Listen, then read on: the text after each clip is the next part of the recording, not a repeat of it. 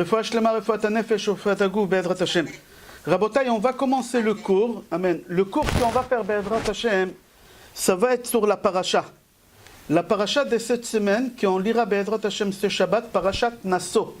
En France, à l'étranger, on lit Parashat Nasso parce que Shabbat dernier, pour les étrangers, c'était Yom Tov, c'était fête.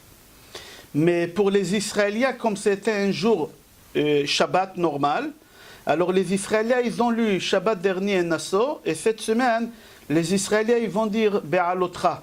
Alors l'étranger, elle va être décalée par rapport à Israël tout le temps, on dit une paracha, jusqu'à qu'on trouvera les deux parachiotes qui sont collés.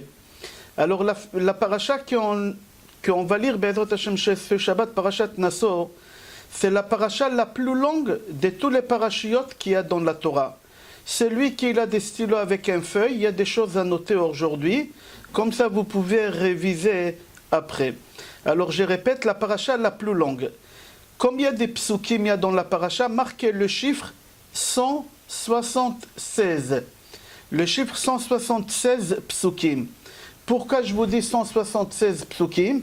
Parce que si vous prenez le Tehillim, le chapitre le plus long, c'est 119. Et là-bas, il y a 176 psukim aussi. Je vais expliquer tout à l'heure. Et si vous prenez la Gemara la plus longue, dans le Talmud, c'est Gemara Baba Batra, il y a là-bas 176 pages. Si vous prenez le Zohar de cette semaine, c'est le Zohar le plus long. Le plus long.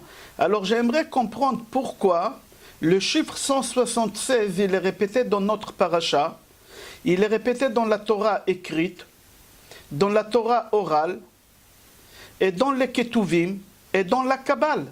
J'aimerais comprendre c'est quoi ces 176, et comment ce chiffre-là, 176, il est lié à notre paracha. Et Be'ezrat Hashem, à la fin du cours, on va comprendre, mais pour le moment, avant d'avancer, je donnerai une petite réponse.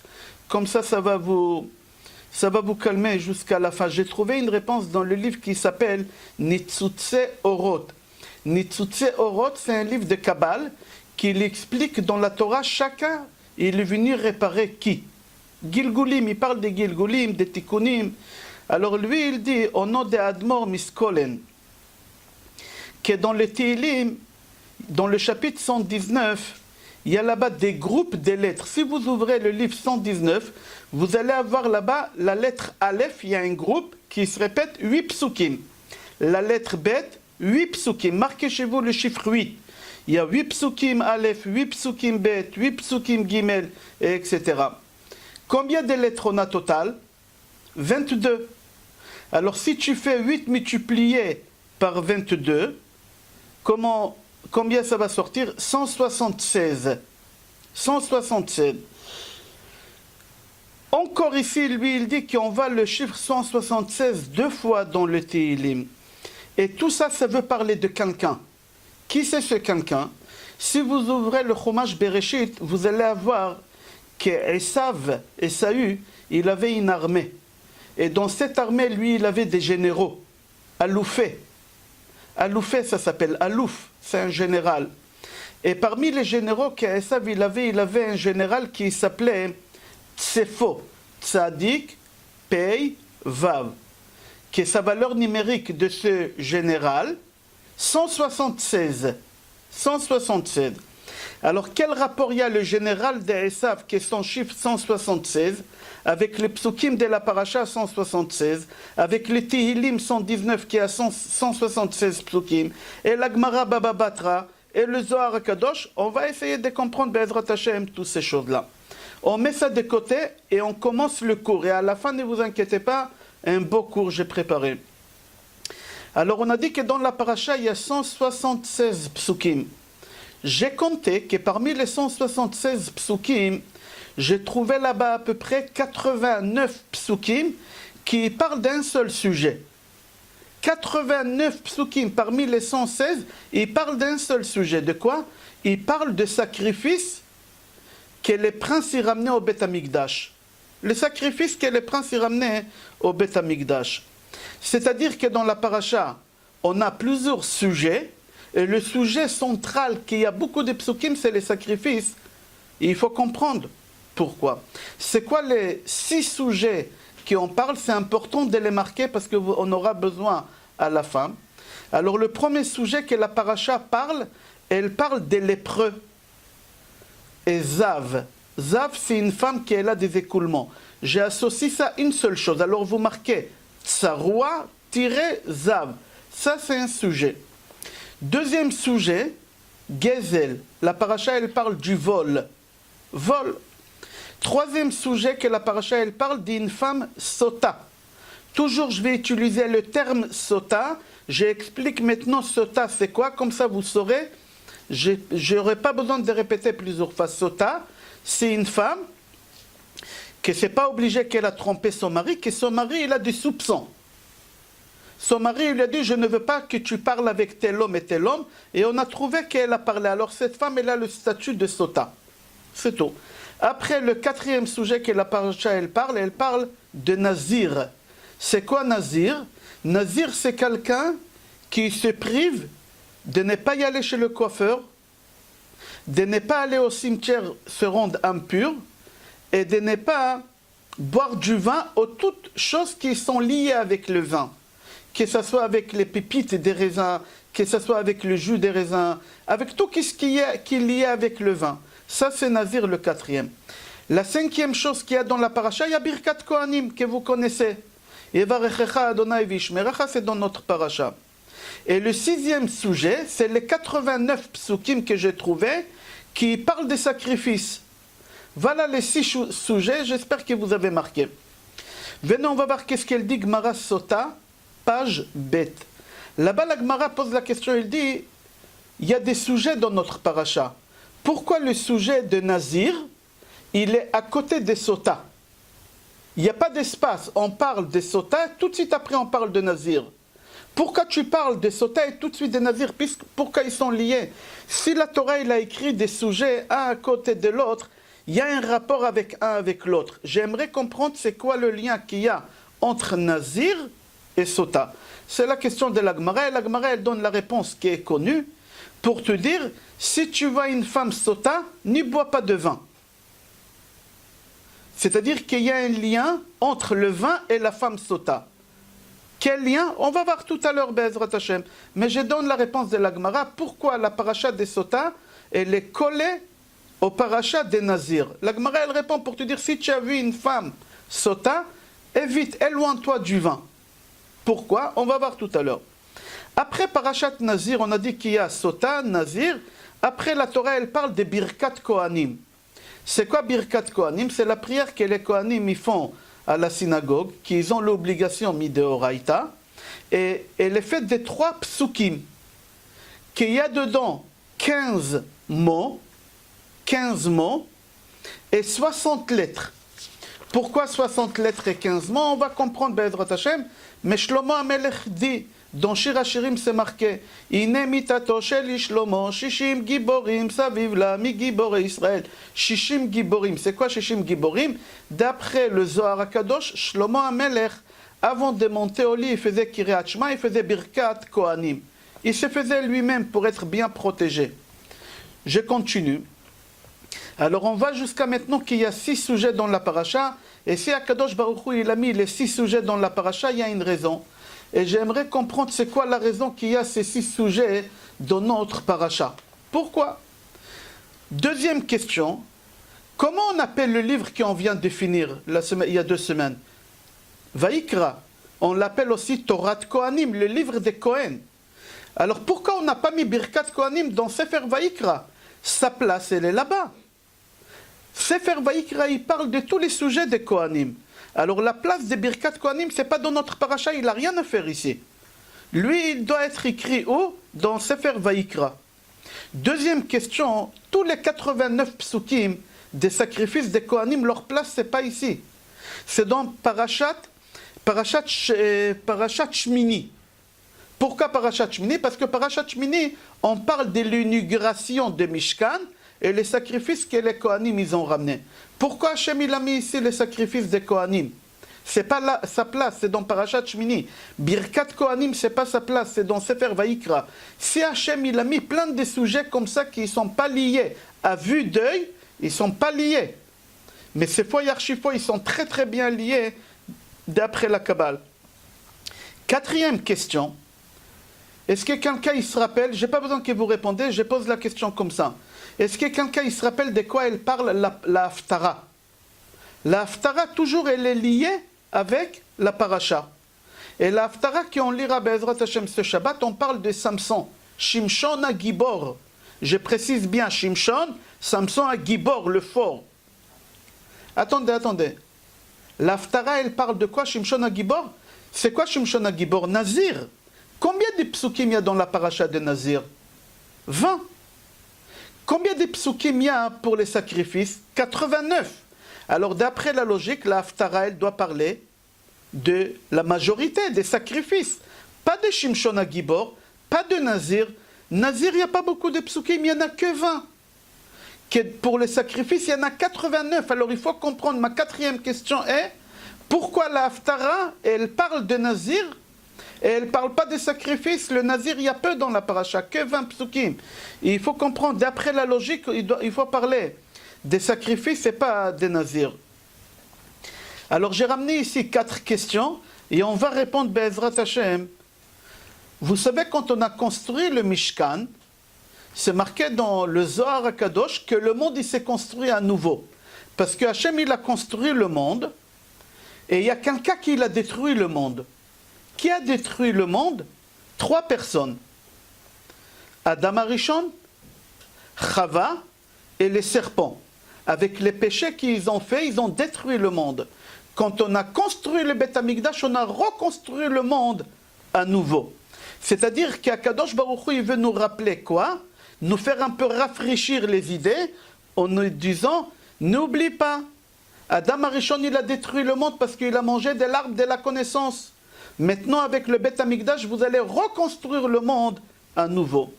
Qu'est-ce qui s'est passé là-bas? Écoutez bien qu'est-ce qui s'est passé là-bas. Le serpent, il est parti voir Chava. Il a réussi à la convaincre, il a attiré Chava à manger de l'arbre de la connaissance, et Chava, elle a réussi à obliger son mari de manger de l'arbre de la connaissance. C'était quoi l'arbre de la connaissance? Il y a une contradiction dans le Talmud, dans Gemara Brachot, page 40, et dans Gemara Sanhedrin, page 70. Rabbi Meir dit, c'était du vin, c'était le raisin, c'était la vigne. Rabbi Nachami a dit, non, c'était la figue. Rabbi Yossé dit, non, c'était le blé. Chita. Marquez chez vous Chita, Chet, Tet, Hei. On aura besoin pour à la fin du cours. Je continue. Alors, d'après Rabbi Meir, qui dit qu'Adam Arishon, il a mangé de l'arbre de la connaissance, la vigne, est-ce qu'il a pris des raisins? Il a mangé des raisins une après l'autre, il a fait boré, préat, il a mangé? Non. C'est marqué. Dans Pirkei de Rabbi Eliezer, qui est sa femme, elle a pris les raisins et elle a essoré. C'est-à-dire que lui, il n'a pas mangé, il a bu. Il a bu du vin, il a fait boré péri à Geffen. Il a bu du vin. Il a bu du jus de raisin. Suite à ça, quand il a bu du vin, Adam Arishon, il est parti dormir. Quand tu bois du vin, tu vas dormir. Qu'est-ce qu'il a fait le serpent? Il a profité de cette occasion, c'est rapporté dans Gemara Shabbat, page Kouf Mem Vav, Amoud Aleph, 146. Le serpent, il a profité que le mari dort, et il est parti chez Chava, il a sali Chava. Il lui a jeté la Toum'a, la Zohama, il a jeté la saleté, il a jeté en elle l'impureté. L'impureté. Akadosh Baruch Hu, il a dit à Adam Arishon de ne pas manger, et il a mangé. Quel péché il a fait? Voler. Si moi il y a quelque chose qui m'appartient, je te dis tu ne le touches pas. Qu'est-ce que tu transgresses? Le vol. On a dit que dans la paracha il y a 6 sujets. Parmi les 6 sujets il y a le vol. Alors déjà, barrer le vol. On a trouvé où il y a le vol. Chez qui? Chez Adam Arishon il y a le vol. Alors dans notre paracha il y a le vol. Pourquoi? Quel rapport? On va voir tout à l'heure. Mais Adam Arishon il a mangé sans l'autorisation d'Akadosh Baruch Hu. Il a mangé et il a volé. Il a commis le vol. Je continue. Dans notre paracha, dans Pasuk Vav, c'est marqué Ish ou Isha. Un homme ou une femme. qu'ils ont fait des péchés Adam. Lim'ol ma'al. Un homme et une femme qui font un péché vers un homme, Adam. Alors le Baal HaTurim dit, de quel Adam on parle? Ce n'est pas un homme, toi ou moi. On parle ici d'Adam Arishon. Toute la paracha, tous les 6 sujets, Adam Arishon, il les a fautés dedans. Il a fauté. Et on va voir Be'ezrat Hashem comment. Il dit le Baal HaTurim dans notre paracha.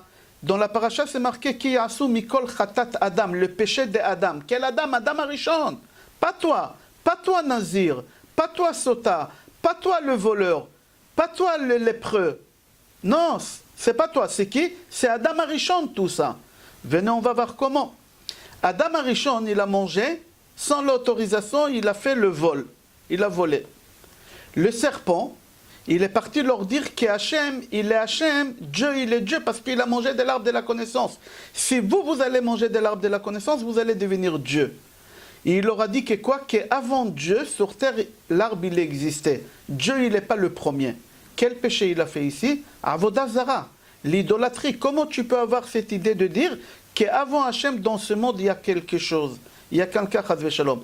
Alors, Adam Arishon, il a transgressé le vol. Le serpent, il a fait l'idolâtrie. Et Chava, qui est partie avec Adam Arishon, elle a fait le sota. Sota.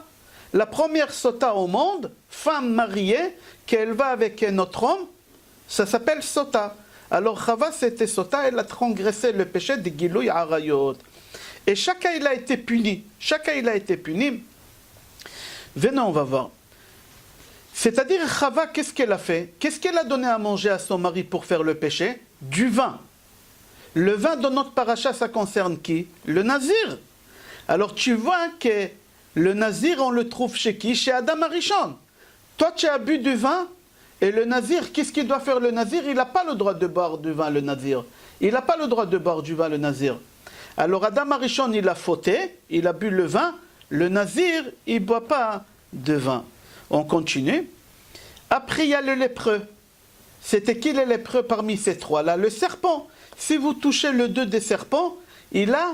C'est frité, je crois, on dit en français, ou frisé, je ne sais pas comment on dit, ça s'appelle tsarat. Ça, c'est la maladie qu'il a eue. C'est pour ça, dans la paracha, on parle de Metzora. Metzora, c'est celui qui parle la Shonara. Lui, ici, le serpent, il a parlé du mal de Hachem. Zav, la paracha, elle parle d'une femme qui a des écoulements. C'est qui? C'est Chava. Chava, Hachem, il a puni qu'elle va souffrir.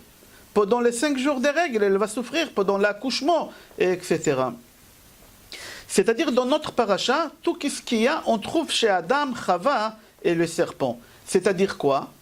Qu'Adam Arishon, il est responsable parce que c'est l'homme, c'est le mari, c'est lui qui porte le pantalon, il faut qu'il répare. Adam, il faut qu'il répare sur les fautes qu'il a fait. Et dans notre paracha, on parle la réparation d'Adam Arishon. Comment? On va voir Be'ezrat Hashem. Alors on a dit que le nazir, il n'a pas le droit de boire du vin. Pas seulement du vin, tout ce qui est concerné avec le vin. Il n'a pas le droit. Pourquoi? Parce que le nazir, il doit arriver au stade où il était Adam Arishon avant qu'il a bu le vin.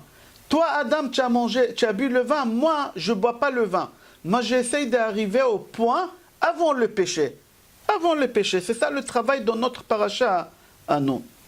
Quel rapport avec Birkat Kohanim? D'accord, on a vu Zav, une femme qui a des écoulements. On a vu Metzora, on a vu les lépreux, qui c'est les serpents. On a vu Sota, qui c'est Chava. On a vu le vol, qui c'est Adam Arishon. Mais quel rapport, j'aimerais savoir, avec Birkat Kohanim? Quel rapport? Alors regardez qu'est-ce qu'il dit le Baal HaTurim. Et pardon, Shla Kadosh. Le Shla Kadosh, tel Luchot Abrit, il dit que quand un homme, le nazir, il ne boit pas du vin, il veut arriver à quel stade? Avant le péché. Et avant le péché, tu étais béni. Quand est-ce Hachem il a maudit Adam Arishon? Après le péché. Alors, puisque toi, tu te retiens le nazir, tu te retiens et tu ne bois pas du vin, alors tu as la bracha. Quelle bracha? Birkat Kohanim. Pourquoi Birkat Kohanim? Parce qu'il y a le chiffre 3 psukim. Il y a le chiffre 15 à l'intérieur, que c'est les 15 mots. Et il y a le chiffre 60, que c'est les 60 lettres. On avance. C'est marqué dans la paracha, dans le chapitre tête. Ne vous inquiétez pas. Restez, suivez-moi, vous allez voir comment c'est beau à la fin.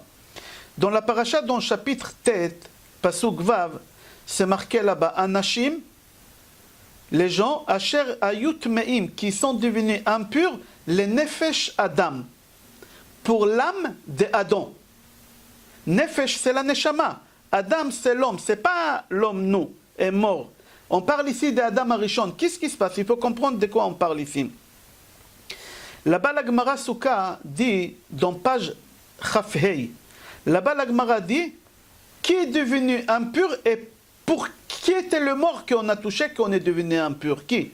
Alors Rabbi Yosef Aglili dit, Yosef, on a ramené Yosef de l'Égypte. C'est lui qui a levé le lit de Yosef, il est devenu impur. Alors on parle ici de Yosef. Deuxième avis, Rabbi Akiva dit non, c'est Mishaël et El Tzafan qui se sont occupés des corps. Deux personnes ils sont morts au Mishkan. C'est qui? Les enfants d'Aaron à Cohen, Nadav et Avihu. Alors il y a un avis qui dit que c'est, Rabbi Yosef Aglili dit que c'est Yosef, marqué Yosef, et il y a un avis qui dit non, c'est Nadav et Avihu, marqué Nadav et Avihu. Pourquoi? Parce que d'après Rabbi Yosef Aglili qui dit que c'est Yosef, n'oublie pas que Yosef il était nazir. Vous savez que Yosef il était nazir? Parce que Yosef pendant 22 ans, marquez le chiffre 22, pendant 22 ans Yosef il n'a pas bu du vin.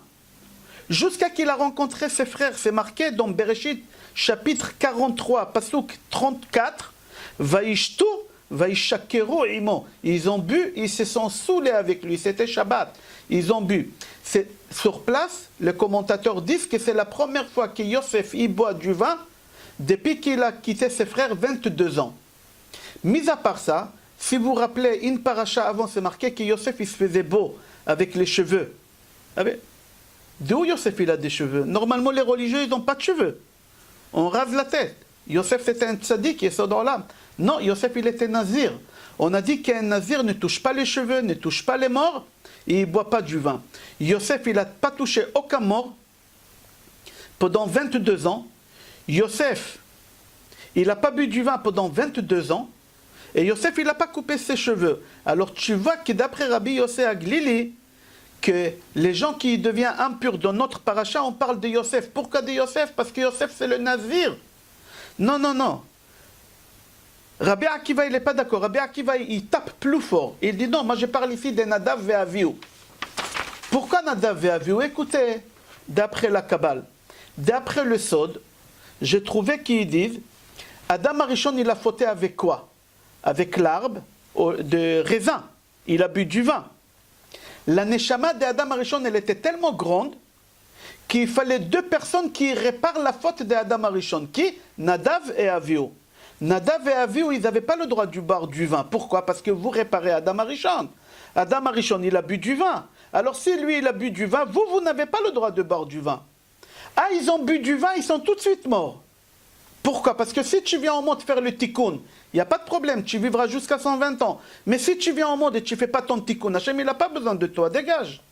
Qu'est-ce qu'il a fait Hachem? À partir du moment qu'ils n'ont pas fait le tikkun d'Adam Arishon, ils ont bu le vin, Akadosh Baruch Hu, il les a pris de ce monde-là. C'est-à-dire d'après la Kabbale, que Nadav et Avihu, ils sont venus faire le tikkun d'Adam Arishon toujours sur le vin. Toujours sur le vin. Venez, on va voir à Arizal. À Ari Akadosh, il dit, c'est pour ça c'est marqué dans le pasuk les Nefesh Adam. Nefesh, c'est la Neshama qu'elle revient réparer, Begilgul. Tous on est venus réparer ici. Alors il dit que Adam Arishon, sa Neshama, elle était tellement grande qu'elle s'est divisée dans Nadav et Avihu. Mais ils n'ont pas fait le tikkun, ils ont raté. Ils ont raté le tikkun. Alors il faut que quelqu'un d'autre vienne faire le tikkun. Ah, qui vient faire le tikkun d'Adam Arishon, Rabotai? Si Nadav et Avihu, ils n'ont pas pu, on a ramené quelqu'un qu'on l'appelle Gibor. Shimshon à Gibor. Pourquoi on l'appelle Gibor? C'est pas qu'il avait la force de tuer tous les Philistins. Qu'il était Gibor, qu'il a pu tout seul réparer Adam Arishon. Tout seul, il a pu réparer Adam Arishon. Pourquoi Shimshon? Parce que n'oubliez pas que Shimshon, on n'a pas le temps de raconter toute l'Haftara. Après, vous allez voir dans le livre Shoftim, dans l'Haftara, il y a toute l'histoire de Samson. Que l'ange il est venu voir sa mère et il lui a dit, depuis ta grossesse, depuis le soir de ton mikvé, tu arrêtes le vin. Tu arrêtes le vin, tu arrêtes de t'approcher à des morts. Je veux que le bébé que vous allez faire avec votre mari ce soir, qu'il soit dès maintenant nazir. depuis Beten, depuis ton ventre. Pourquoi? Parce qu'il vient faire la réparation d'Adam Arishon depuis sa création. Alors, qui vient réparer ici? Shimshon. Ah, c'était quoi la question, Rabotai, au début du cours? Comment ça se fait que dans la paracha, on a 89 psukim qui parlent des sacrifices et la Haftara, elle parle des Shimshon? Shimshon, il n'y a que 20 psukim. Ah, certes, il y a 20 psukim. Mais toute la paracha elle-même, elle parle de qui? D'Adam. Et Adam, c'est qui maintenant? C'est Shimshon. Alors c'est normal que la Haftara, elle va parler des Shimshon. Parce que Shimshon, c'est Adam. Et toute la paracha, elle parle d'Adam. Et maintenant, qu'est-ce qui se passe? Puisque Shimshon, il a réparé Adam Arishon, alors il y a Birkat Kohanim. Il y a Birkat Kohanim. Maintenant, on comprend pourquoi il y a Birkat Kohanim et pourquoi la Haftara, elle parle des Shimshon. Maintenant, on va comprendre pourquoi le chiffre 176 d'après la Kabbale. Écoutez, c'est quoi le chiffre 176 d'après la Kabbale? On le trouve dans les Tehillim, on le trouve dans la Torah, dans la Paracha, on le trouve dans plusieurs endroits, on le trouve là-bas. Tu peux accepter, admettre? C'est marqué dans Sefer Kav Ayashar que la klipa de Tsafo. Tsafo, c'est le général de Esav, Tzadik, Pei, Vav. J'ai trouvé ça dans le livre Kav Ayashar. Il dit que le serpent, quand il était avec Chava, il fallait qu'il y ait un bébé qui vient de cette union, de cette saleté-là. Qui est venu au monde de cette saleté? Tsefo. Tsefo, c'est le général d'Esav, qui il est 176. Et comme dans la paracha, on est en train de réparer le péché de Chava et d'Adam Arishon, alors il faut réparer la Neshama qui est venue ici, Nefesh Adam. Il faut qu'on répare la Neshama qui est venue de cette union de Sota, qui Tsefo. Pourquoi? Parce que la valeur numérique de Tsefo, c'est 160 et 176. Alors venez, on va voir. On a dit qu'Adam Arishon, il a mangé quel arbre? Mettez le vin de côté. Il y a un avis qu'il a mangé le blé. Marquez blé. Je vous ai dit tout à l'heure de marquer blé. Comment on écrit blé? Écrivez comme c'est marqué dans la Torah. Chet, tet et hei. Chet, tet et hei, c'est combien en valeur numérique? 22. Comme les 22 lettres qu'il y a dans la Torah, qu'Adam Arishon, il a sali. Maintenant, qu'est-ce qui se passe? Shimshon Agibor, il vient, il répare. Il répare comment? À travers le chiffre 176 de Tsafo. Comment on va voir? Venez, on va voir à l'intérieur. Adam Arishon, avec son péché, il a abîmé les 22 lettres qu'il y a dans la Torah. Et maintenant, le péché qu'il a fait Adam Arishon, vous savez, j'ai oublié le papier dans le bureau, je l'ai imprimé ce matin. Dans les Sphirot, il y a 10 Sphirot. Il y a Keter, Chochma, Bina, Da'at, etc. Le 8e, marqué le 8e, c'est Hod. Adam Arishon, quand il a mangé le blé, il a péché avec la 8e Sphira, Hod. Alors, combien de lettres il a abîmé? Marqué combien de lettres il a abîmé? 22.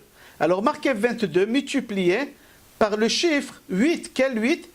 La 8e Sphira qu'il y a dans les 10 Sphirotes Hod. Alors, si tu marques 22 multiplié par 8, ça fait 176 comme Tsefo. Alors, tous les chiffres 176 qu'on a dans la Gemara, qu'on a dans les Tehillim, qu'on a dans le Chumash, qu'on a dans le Zohar, c'est éliminer la klipa que le serpent il a eu avec Chava, qu'on l'appelle Tsefo. C'est pour ça qu'on voit le chiffre 176 partout. Et c'est pour ça, dans notre paracha, on est en train de faire tikkun à qui? On fait tikkun à Adam Arishon par rapport à ce qu'il a fait à Chava, et le serpent laissé de côté. Jusqu'ici, on est bon, on va continuer. Ce n'est pas fini les tikkunim. Il y a encore des tikkunim. Écoutez les merveilles, Be'ezrat Hashem, qu'on va faire ensemble. Venez voir. On a parlé de Shimshon. Et la Haftara, elle parle de Shimshon. Il faut que tu saches que Shimshon, ça ne devait pas être le fils de ses parents de maintenant. Non, il ne devait pas naître dans cette génération des juges. Il est né dans la génération des juges. Son père, il s'appelait Manoach. Marquez, s'il vous plaît, Noach, Mem, Nun, Vav, Chet. Marquez chez vous. Et sa mère, elle s'appelait Tzlaflafit. On n'a pas besoin de marquer, c'est pas la peine de marquer. Mais normalement, ça ne devait pas être ses parents, Shimshon. Vous savez, Shimshon, ça devait être le fils de qui? Et qui il a raté? Dites-moi vous, quelqu'un ici, tu peux débloquer? C'est facile. Comment il s'appelle son père, s'il vous plaît? Oui, monsieur Marcel. Débloque. Ok, j'arrive pas à débloquer, c'est pas grave. Peut-être vous dites, tu arrives? Non, j'arrive pas à débloquer. Normalement, ça devait être le fils de Noach. Le fils de Noach. Shimshon, ça devait être le 4e fils de Noach. Qu'est-ce qui s'est passé là-bas? Venez voir qu'est-ce qui s'est passé là-bas. Noach, quand il est sorti de la Teva, après la déluge, etc., quand il est sorti de la Teva, la première chose qu'il a fait Noach, il a planté des vignes. Il a eu un miracle, les jours même, il y a les raisins qui ont poussé. Et les jours même, il a fabriqué du vin, et les jours même, il a bu. Et il était sous, et il s'est déshabillé. Qu'est-ce qui se passe là-bas? Ham, il voit son père nu, qu'est-ce qu'il fait? Il est stérile, on dit en français. Il ne lui donne pas la possibilité de faire un 4e enfant. Pourquoi? Parce que Ham, il dit aux frères, à ses 2 frères, total ils sont 3, écoutez, Caïn et son frère Hevel, ils étaient seuls dans le monde. Ils se sont disputés comment partager le monde. Caïn, il a tué pour avoir le monde seul. Nous, on est 3, on va diviser le monde en 3? Non, ça ne suffit pas. Et avec ça, papa, il veut ramener encore un enfant, un 4e enfant? Non, pas du tout. Je vais lui couper. Il ne pourra plus avoir des enfants. C'est-à-dire que Shimshon, ça devait être le 4e fils de Noach. Et à cause de Ham, il est responsable, marqué chez vous, il n'est pas venu dans cette génération, il est venu dans une autre génération. Rav Yonatan Efshitz, écoutez la finesse. Il dit, Noach, ça devait être le papa de Shimshon. D'accord? Et Ham, il a empêché son père de ramener cette neshama dans ce monde. Maintenant, Noach, il revient au monde réparer tout ça. Comment? Noach, il vient dans le corps de Manoach. Pourquoi Manoach? Parce que le chiffre 40, on va expliquer, et il reste Noach, c'est Noach lui-même. Manoach, maintenant, c'est le papa de Shimshon dans cette génération-là. La femme de Noach, elle revient, le fils, elle revient encore dans le Gilgul, et elle se marie avec Manoach, et ils ont cet enfant quoi? Et Shimshon. Parce que Noach, il a bu du vin. Pourquoi tu bois du vin? Pourquoi tu bois du vin? La première chose que tu fais, tu bois du vin. Tu fais la même faute qu'il a fait Adam Arishon. Au lieu de réparer Adam Arishon, tu bois du vin. Alors ton fils, il va réparer Shimshon. Ah, l'autre fils, il t'a pas donné la possibilité. Alors tu as raté le tikkun. Encore le vin, toujours avec le vin. Ok. On va continuer Rav Nathan Efshitz, on n'a pas fini. Shimshon Agibor, il revient ici, dans cette génération maintenant, et on l'interdit de s'approcher à des vignes. On l'interdit. Il doit être nazir. Pourquoi Shimshon, il doit être nazir? Parce qu'il vient réparer qu'est-ce que son père, il n'a pas fait, qu'est-ce qu'Adam Arishon, ils n'ont pas fait avec le vin. Le péché de son père, la faute de son père, c'était avec du vin. Et la réparation que Shimshon, il doit faire à son père, parce que les enfants, toujours, ils font les tikkun de leur père. Adam Arishon, c'est notre père à nous tous. Et Noach, c'était le père biologique de Shimshon. Le père biologique de Shimshon. Alors, qu'est-ce qu'il fait Shimshon? Shimshon, il devient quoi? Il devient nazir depuis le soir de Mikveh de sa mère. Depuis dès le départ. Il n'a pas le droit. Pourquoi? Parce que Noach, dès le départ, dès qu'il est sorti de la Teva, la première chose qu'il fait, il boit du vin. Ah, toi, dès le départ, tu bois du vin. Ton fils, dès le départ, il ne boit pas du vin. Dès le départ, il ne boit pas du vin. Qu'est-ce qu'il vient faire ici, le chiffre 40? Mais Noach, mais c'est l'eau. Manoach, c'est Menoach. L'eau de Noach, c'est quoi? C'est le Mikveh.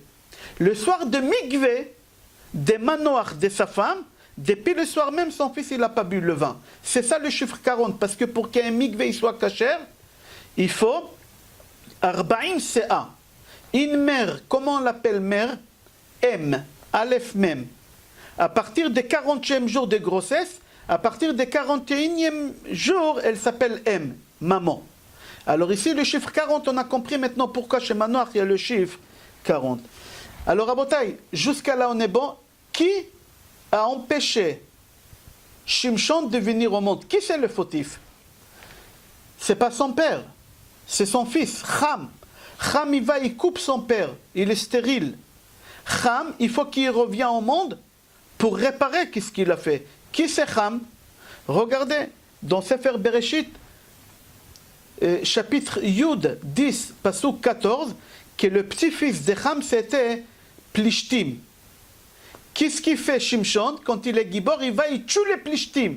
Il va à Ashkelon, Plishtim c'est Ashkelon, et il tue Plishtim, il les massacre là-bas. Il les massacre là-bas. C'est-à-dire que Shimshon, il vient, il massacre les Plishtim. Pourquoi? Il leur dit, à cause de vous, je ne suis pas venu plutôt réparer qu'est-ce qu'il a fait Adam Arishon. Il fallait que je revienne ici dans cette génération. Vous m'avez empêché de faire le tikkun plus tôt. Qu'est-ce qu'il a fait? Il les a tués. Maintenant, on va comprendre qu'est-ce qu'on a dit dans le cours. Que Manoach, ça vous allez lire dans la Haftara. Manoach, comment on l'appelait dans la Haftara? Am Haaretz. C'est quoi Am Haaretz? Ignorant. Aucune connaissance. Et Noach, comment on l'appelait? Il y a une machloket bagmara. Il y en a qui disent, s'il vivait à l'époque d'Abraham Avinu, on l'aurait appelé quoi? On l'aurait appelé rien du tout. C'est-à-dire que Manoach, il était à Maaretz dans la vie d'avant. Et dans la vie d'avant aussi, il était à Maaretz. Ou quand il était Noach. On ne savait pas est-ce qu'il était tzaddik, pas tzaddik, il a suivi sa femme, etc. Rabotai, jusqu'à là, on a vu le tikkun. Adam Arishon, Chava, le serpent, tous les 6 choses qu'il y a dans la Haftara, pourquoi ils sont là? On a répondu sur la question, pourquoi la Haftara, elle parle des Shimshon et elle ne parle pas des sacrifices? Le Nazir, c'est que 20 psukim, pour la simple raison qu'en réalité, direct ou indirect, toute la paracha entière, les 176 psukim, elle parle des Shimshon. Elle parle des Shimshon. Alors c'est normal qu'on va écrire dans la Haftara l'histoire des Shimshon. On a répondu sur toutes les questions, mais on n'a pas fini encore, Rabotai, d'après le Sod. On y va encore plus loin, Be'ezrat Hashem. Venez, on va voir. Dans notre paracha, Rabotai, combien de mitzvot il y a? J'ai compté 18 mitzvot. Il y a 7 mitzvot positives et 11 négatives. Une de ces mitzvot-là, c'est la femme Sota. Comme on a expliqué au début, c'est quoi Sota? Mais comment c'est marqué dans le pasuk, Rabotai? Ish. Kitiste ishto ma'ala ma'al. C'est quoi ish? Homme. C'est marqué ici 2 fois homme. La femme qu'elle trompe homme. Alors la Gemara elle pose la question, elle dit, qu'est-ce que veut dire ça homme? Une femme qu'elle trompe homme. Sota qu'elle trompe homme. Alors la Gemara elle parle ici, on parle des 2 hommes. Qui c'est 2 hommes? Akadosh Baruch Hu, on l'appelle Ish Milchama. C'est Akadosh Baruch Hu, tu as trompé Hachem. Et le deuxième homme, c'est qui? C'est ton mari. Tu as trompé ton mari. Alors Akadosh Baruch Hu, il dit à la femme, toi, tu peux mentir à ton mari parce que c'est un être humain. Mais moi, tu ne peux pas me tromper, moi. Moi, tu ne peux pas me tromper. Pourquoi tu ne peux pas me tromper? Parce que moi, je sais tout. Et moi, je vais te payer maintenant. Rabotai, maintenant, une femme, si vous avez un stylo, vous notez comment ça se passe avec cette femme-là. Et vous allez avoir des merveilles, Be'ezrat Hashem. Et on finira avec le cours dans 25 minutes, Be'ezrat Hashem, avec ça. Écoutez le merveille, et là, vous allez comprendre comment le cours, il s'adapte comme un gant dans la main. Magnifique. Une femme que son mari la soupçonne, Chaz v'Shalom, on l'appelle Sota. Qu'est-ce qu'il fait le mari? La première chose qu'il fait, il va voir le Kohen avec sa femme, il ramène avec lui un sacrifice. Quel sacrifice cet homme il doit ramener? Orge. Pas le blé, toujours on ramène du blé. Là, il doit ramener l'orge. Pourquoi? Parce que l'orge, c'est la nourriture des animaux. Et cette femme, elle s'est comportée comme un animal. Elle n'a pas pu se contrôler. Alors le mari ramène de l'orge. Deuxième chose, le mari, quand il vient chez le Kohen, il n'a pas le droit de ramener de l'huile. Normalement, sur tous les sacrifices, on doit mettre de l'huile. Comme ça, on dit, Al-Kol Korbancha, Takrif Shemen. Sur chaque sacrifice, on met de l'huile. Le seul sacrifice qu'on n'a pas le droit de ramener de l'huile, c'est le mari, il ne ramène pas de l'huile. Pourquoi? Parce que qu'est-ce qu'on fait avec l'huile? On éclaire le monde. Et elle a assombri le monde, elle a ramené un bâtard. Alors on ne ramène pas. Elle ne ramène pas l'huile. Troisième chose, il doit ramener les levona. Dans les samamanim, dans les parfums, il y a un parfum qui s'appelle levona. Il ne faut pas ramener le levona. Pourquoi? Parce que le levona, c'est qui? Ça symbolise nos matriarches. Sarah, Rivka, Rachel et Léa. Et comme elle ne s'est pas comportée comme nos mères, ils étaient pudiques. Elle n'était pas pudique. Alors le mari, il n'a pas le droit de ramener non plus ce parfum-là qui s'appelle levona. Alors je répète, l'ordre, le mari il ramène sa femme, il ramène l'orge, il ne ramène pas de l'huile et il ne ramène pas le levona. Il arrive devant le Kohen. Et il dit au Kohen, voilà ma femme, ça. Le Kohen, il parle avec la femme. Comme le Kohen, il ne voit pas que la femme, elle veut avouer. Voilà qu'est-ce qu'il fait le Kohen. C'est important de marquer qu'est-ce que j'ai dit maintenant. La première chose que le Kohen, il fait, il prend de l'eau de Mishkan. Où il y a le Mishkan, il y a de l'eau. Où il y a le Kior, il prend de l'eau. Alors marquez chez vous la première chose, eau. Marquez 1, eau. Deuxième chose qu'il prend, il doit prendre ça dans un ustensile qui s'appelle Cheres. Cheres, c'est argile. Mais ce n'est pas important. La première chose qu'il faut marquer, c'est eau. Deuxième chose que le Kohen il doit prendre de la terre. De Mishkan, au fond là-bas, il y a la terre. Il doit aller prendre de la terre. Et qu'est-ce qu'il fait? Il met dans l'eau. Alors l'ordre, d'abord l'eau. Le Kohen, il prend d'abord l'eau. Après qu'il a pris l'eau dans les récipients, il met la terre. Il met la terre. Qu'est-ce qui se passe maintenant? L'eau et la terre, ça fait quoi? Ça fait de la pâte. Ça fait de la pâte. Après, qu'est-ce qu'il fait le Kohen Rabotai? Il prend un bois et il marque là-bas Parashat Sota. C'est quoi Parashat Sota? Quelqu'un il sait combien de lettres il y a dans Parashat Sota? Il y a 54 lettres. Marque 54 en lettres. Dan. Dan, c'est des jugements. Dan, c'est des jugements. Alors le Kohen, il écrit tout le mot de Sota. Pourquoi? Pour attirer des jugements sur cette femme-là.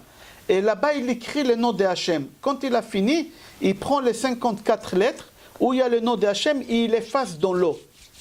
Alors je répète, la première chose, il doit prendre de l'eau. La deuxième chose, il doit prendre de la terre. Et la troisième chose, Hachem, Dieu. Il doit effacer Dieu dedans. Marquez 1, eau, 2, la terre, 3, Dieu. Pourquoi j'insiste sur ça, vous allez comprendre. Ça, c'est la question de Baal HaTurim. Baal HaTurim, il dit pourquoi il y a cet ordre-là. Pourquoi d'abord l'eau? Pourquoi après il y a la terre? Et pourquoi on prend Hachem en troisième? Alors il donne une réponse pas kabbalistique. Il donne une belle réponse, mais elle n'est pas kabbalistique. La réponse qu'il dit, l'eau, elle symbolise d'où tu viens. Tu viens d'une goutte. Tu viens d'une goutte, c'est une Mishnah. C'est une Mishnah dans Pirkei Avot Akavia ben Mahalalel Omer Istakel Beshlosha Dvarim Venata Ba Lidei Avera. Regarde d'où tu viens. D'une goutte. D'une goutte tu viens. Alors l'eau, elle symbolise la goutte. On dit à la femme, regarde qu'est-ce que tu as fait. Regarde d'où tu viens. La deuxième chose qu'on prend, la terre. La terre, c'est quoi? Regarde qu'est-ce que tu vas devenir. De la terre tu es, et de la terre tu retournes. Et pourquoi on prend Dieu et on efface? Pour lui dire, et tu vas te rendre des comptes chez Hachem. C'est une Mishnah dans Maxime de nos pères. Istakel bishloshat dvarim venata ba lidei avera me'ain bata le'anata olech velifnei mi'ata atid litet din vecheshbon. Ça, qu'est-ce qu'il dit le Baal HaTurim? Ça, c'est d'après le Pshat Rabotai. J'aimerais parler un peu de Kabbal, un peu de secret. Je trouvais dans un livre qui s'appelle Oznaim la Torah. Je trouvais dans ce livre-là qui donne une autre raison. Écoutez bien. Quand Hachem il a créé Adam, c'était vendredi. Je vous ai répété plusieurs fois la première heure, vendredi matin, Hachem il a eu l'idée, la deuxième heure il a consulté, la troisième heure, qu'est-ce qu'il a fait? Il a prélevé de la terre chez les animaux. Là c'est à l'envers, regardez, maintenant c'est à l'envers, c'est pas 1, 2, 3. Maintenant c'est à l'envers, c'est 2 et 3. D'abord Hachem il prend la terre. Après que Hachem il a pris la terre à la 4e heure, à la 3e heure, à la 4e heure, qu'est-ce que Hachem il a mis dans la terre, vous vous rappelez? Il a mis de l'eau. C'est le contraire de Sota. Et qu'est-ce qu'il a fait Hachem la 7e heure? Il a insoufflé la Neshama. Hachem lui-même, il a donné une partie de lui. C'est le contraire de Sota. Pourquoi? Dans Sota, on efface Hachem. Quand Hachem il a créé Adam, Hachem il lui a donné une partie de lui.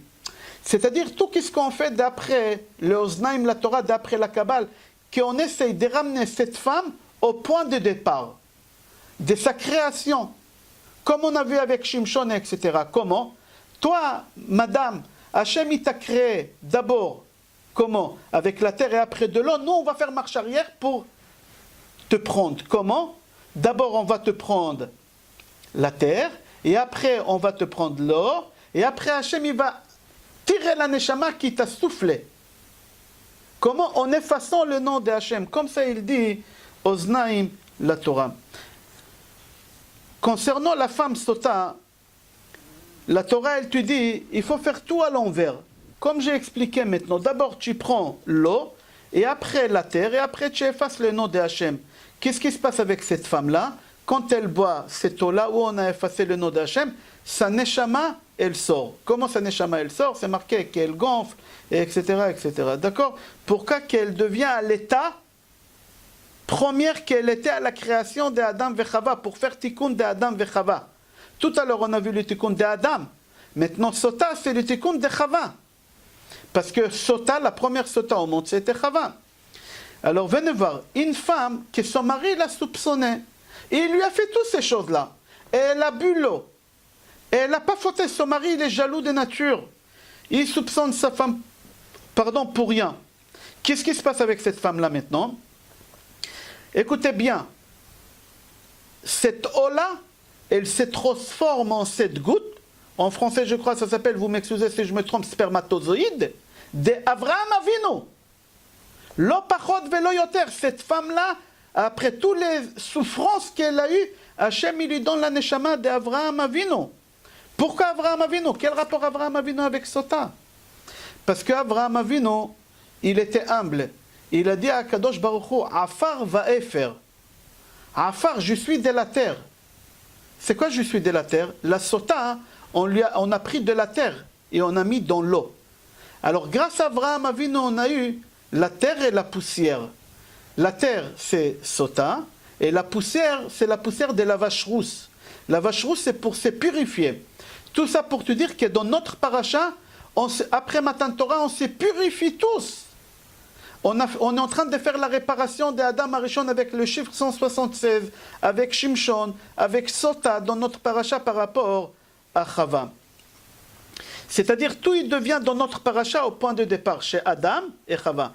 Maintenant, le serpent, venez voir le serpent. Le serpent, il marchait sur ses deux pieds.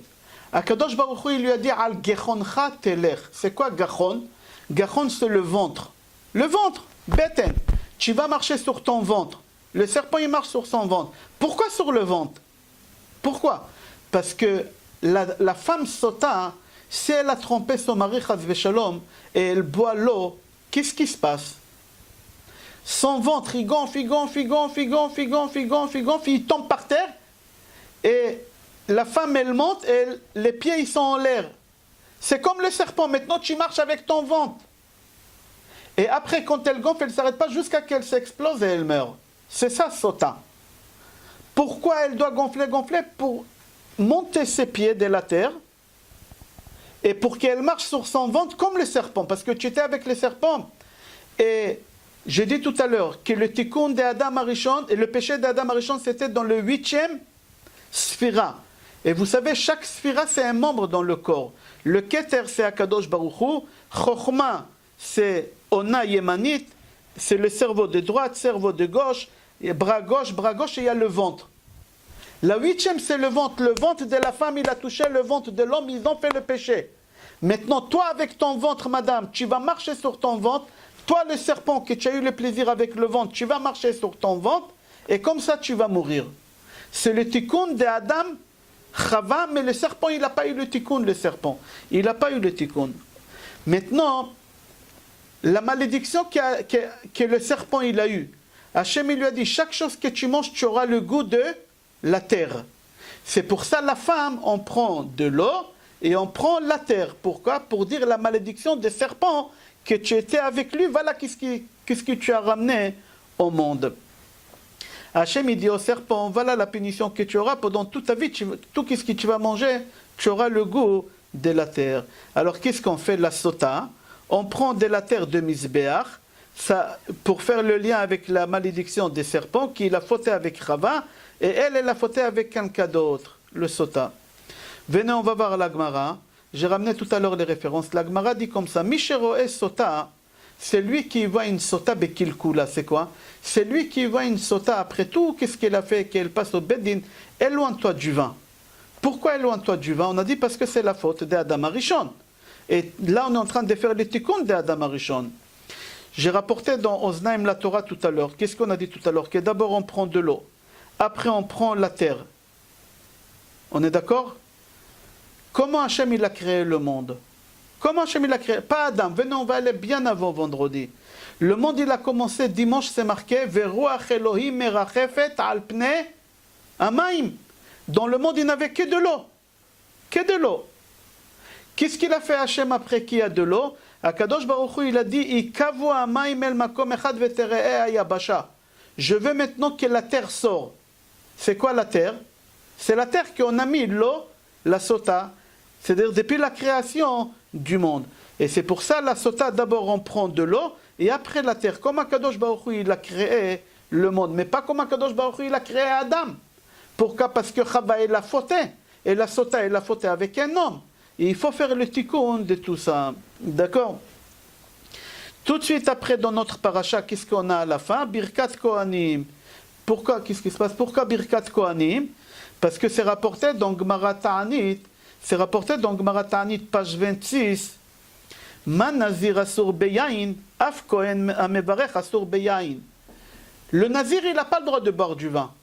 Le Kohen aussi, qui fait Birkat Kohanim, il n'a pas le droit de boire du vin. Quel rapport Nazir et Kohen? Birkat Kohanim. Quel rapport il y a Nazir et Birkat Kohanim? Et aussi, comme ça c'est marqué, Sin Alachat, dans Maran Shulchan Aruch, Siman Kuf Chafchet, 128. Un Kohen qui a bu du vin à repas à midi, et après Yamincha, il n'a pas le droit de faire Birkat Kohanim. C'est pour ça qu'on n'a pas Birkat Kohanim. Mais, le jour de jeûne, certaines communautés, chez nous les Marocains, on a l'habitude de faire Birkat Kohanim. Pourquoi? Parce qu'on sait, c'est un jour de jeûne, le Kohen, il ne boit pas. Laissez les Marocains. Chez tout le monde, Ashkenaz, Sfarad, Tunisia, tous, à Kippour, à Mincha, on fait Birkat Kohanim. Même dans la Ne'ila. Pourquoi? Parce qu'à Kippour, personne n'y mange, personne n'y boit. Alors il n'y a pas de risque que le Kohen il a bu. Pourquoi? Parce que le Kohen lui-même, quand il fait Birkat Kohanim, les 3 psukim, c'est quoi les 3 psukim qu'on a dit? Avraham, Yitzhak et Yaakov. Avraham, il a fait le tikkun de Adam Arishon, de Avodah Zara. Yitzhak, il a fait le tikkun de Sota. D'accord? De Gilouy Arayot, de Sota. Yitzhak. Et Yaakov Avinu, il a fait le tikkun de... pardon, non, Yitzhak, il a fait le tikkun de Shfichut Damim. Parce qu'il était dans le mont Moria. Alors Yitzhak, il a fait le tikkun de Shfichut Damim, quand son père, il fallait qu'il l'égorge. Et Yaakov Avinu, il a fait le tikkun de quoi? Il a fait le tikkun de Gilouy Arayot. Pourquoi Gilouy Arayot? Parce que Gilouy Arayot, Yaakov Avinu a été mitato shlema. Yaakov Avinu, il n'a pas eu une perte de goutte de semence jusqu'à l'âge de 68 ans. Il s'est marié tard, Yaakov Avinu. Il a appelé son fils Reuven. Il a appelé Reuven Reshit Oni. C'est quoi Reshit Oni? La première goutte. Alors Yaakov il est venu faire. Alors Birkat Kohanim, ça vient le tikkun de Adam Arishon. Comment le tikkun de Adam Arishon? Les 3 psukim, le premier Avraham, Yitzhak et Yaakov, le premier, deuxième, troisième Avraham, Yitzhak et Yaakov, qui eux ils sont venus faire le tikkun de Adam Arishon. On est d'accord? Après on a dit qu'il y a là-bas 15. Combien je crois en français ça s'appelle des phalanges. Combien dans le doigt? Ici on en a 2, ici on en a 3, encore 3, etc. Total il y en a 15. Chacun, c'est avec qu'est-ce qu'il a essoré. Quand tu essores, tu bouges les 15. Le 20. D'accord? Et les 60, c'est Sod. Sod, c'est quoi Sod? C'est le secret. C'est quoi le secret? Quand tu bois, tu fais sortir le secret. Ah, tu vas me dire qu'il y a 70 et pas 60. C'est les 10 avec quoi tu as touché. Le Nachash, il a touché Chava. Avec quoi tu as eu plaisir. Il faut faire le tikkun de ça aussi. C'est pour ça quand tu prends la chala à la maison, à Motzi Lechem Min Haaretz, tu dois prendre la chala en bas, c'est ta femme. En haut, c'est toi. Et tu dois les attraper avec tes 2 mains. Total, il y en a 10 et il y en a 15. Les 15 petits morceaux qu'il y a dans chaque doigt et les 10 doigts total. Et c'est toi et ta femme, c'est le tikkun de Adam et Chava. D'accord? Avec Birkat Kohanim que tu donnes à ta femme et à tes enfants. Et au moment que tu as fait un motzi, tu prends le pain qui est fait à base de chita. Chita, c'est quoi? Chet-tet-hei, qui est la valeur numérique 22. C'est les 22 lettres qu'il y a dans la Torah. Multiplié par 8. Et c'est pour ça qu'on tresse la chala. Et c'est bien de tresser la chala, pas avec 3, mais avec 4. Mais avec 4 pour avoir 8. Il y a 2 chalotes 8. Pour faire le tikkun des 22, multiplié par 8, que ça fait 176. J'espère que ce n'est pas trop compliqué. Et quand le mari il a fini de manger la chala, la première personne au monde même si Moshe Rabbeinu il est avec toi à table, il ne touche pas le pain avant ta femme. Même Moshe Rabbeinu il est là, tu dois donner tout de suite à ta femme. Pourquoi? Parce que toi tu deviens Adam. La table c'est le Mizbeach. Ta femme c'est Chava. Et là vous êtes en train de faire la réparation pour la Parnassa, la réparation des péchés qu'Adam et Chava ils ont fait avec le Chita. Chetet Hei, que c'est le 22. Et tu donnes à ta femme seulement après que ta femme elle a touché le pain, tu donnes à des autres personnes. C'est qui les autres personnes? On ne va pas rentrer dans ça. Il y en a qui disent que c'est le Nachash. C'est le Nachash, ça dépend si c'est les enfants, si c'est les garçons, les filles, etc. C'est-à-dire que tous les inyan d'Amotzi Lechem min haaretz, Birkat Kohanim, la façon comment on prend le pain, ça vient le tikkun de qui? D'Adam et Chava dans notre paracha. Et tout ça qui vient faire le tikkun? Shimshon. C'est-à-dire que toute la paracha, c'est qui? C'est Shimshon. Pourquoi on l'appelle à Gibor? Gibor.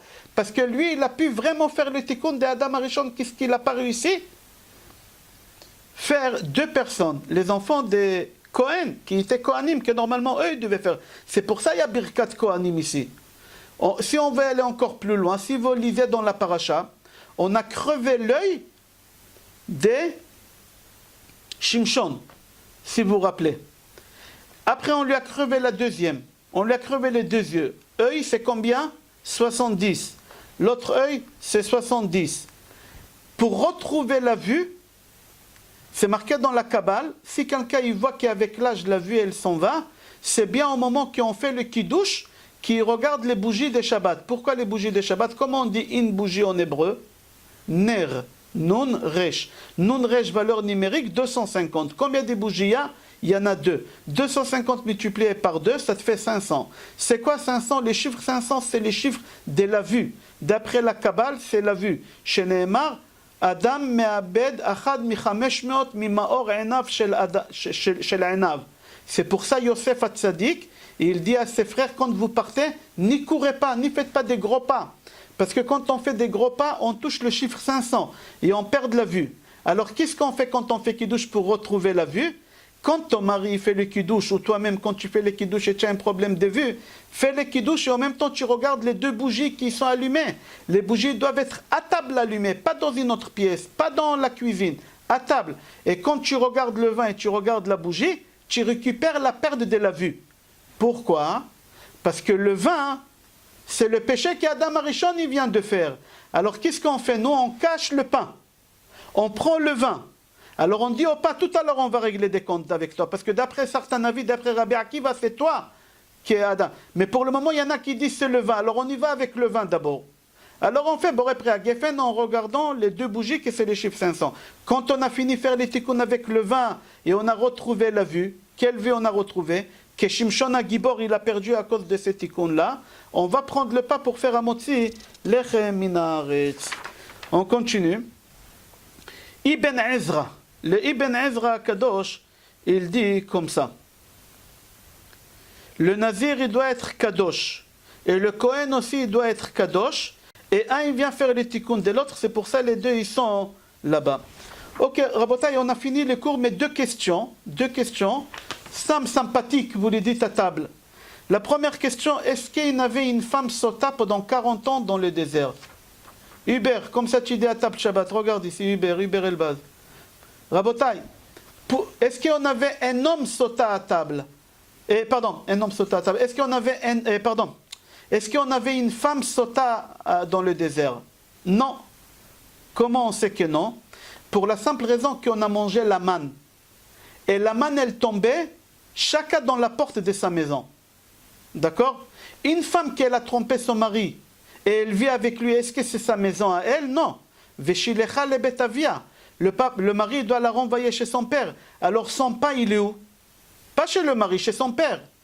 Alors une femme sota, on savait s'il était sota grâce au man. Si la manne, elle tombait chez le mari, alors c'est sa place avec le mari. Si chas v'shalom, la femme, elle a trompé son mari, alors son pain, on le trouvait chez son père, parce qu'elle doit vivre chez son père, il doit la... Alors jamais on avait une femme sota, Baruch Hashem.